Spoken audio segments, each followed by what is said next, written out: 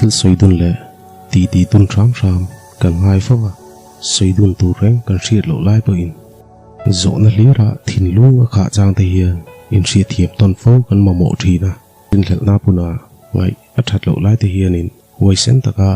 in rin gam atul so alo ni zo ka e kan in kong kai na hian hun har sa tokin be sei na te bowa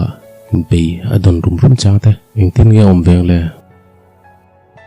eng thil nge ngai to me kang le tia ngai to na vai em chang ni te hian in kan mi mal lu na te le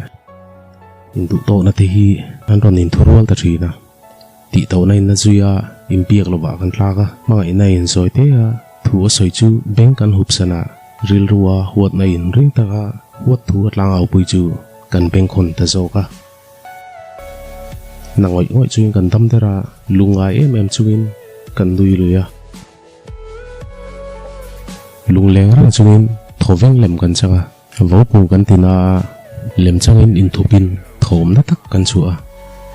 pu ro ka peng are ring thi nang hian kan thin lu ruak lutuk trap thom ri mai chau ani rang sia to tak in kung kai na dik chu bi fam kim lo pan hi an du da nang te an ko pui ta laka mu fam kim lo chung po a in pe don san du hau lo te chung chang alo ni rang alom di e khovelin arsiat pui khop mi ro pui in mai ta nu na po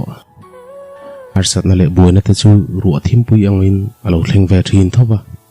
ma se an nei chun anin mai nan di liep chu in zon tun latin an tur chuak thin alo ni rang alo boite imo ani ku kai na heti harsat na lo thleng kan to thin thei chu inin chuwa inin su na ko lang mai kha nia boina tu ya chi apiling kan oma khik na le rin hlel na in su na lo ang mai al le toi lo chu rompol ania ti to na le thinur nai min noi gol repa ma se to pa chuan mai fai thiang lim le moi zokin kan chu don lo de rang alom ho lo nai la ka bana met takin chel lat ro alam ipanang le em ma lau su ka mai che ti ri e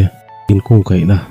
tin reng mai hian an ma ti to ka harsat na lian shem mun ang mai a khir khan an ma chon vek thawa ma se in lei chin na dik tak eroin chu harsat na ta chu harsa le ma se am pal tlang thei trin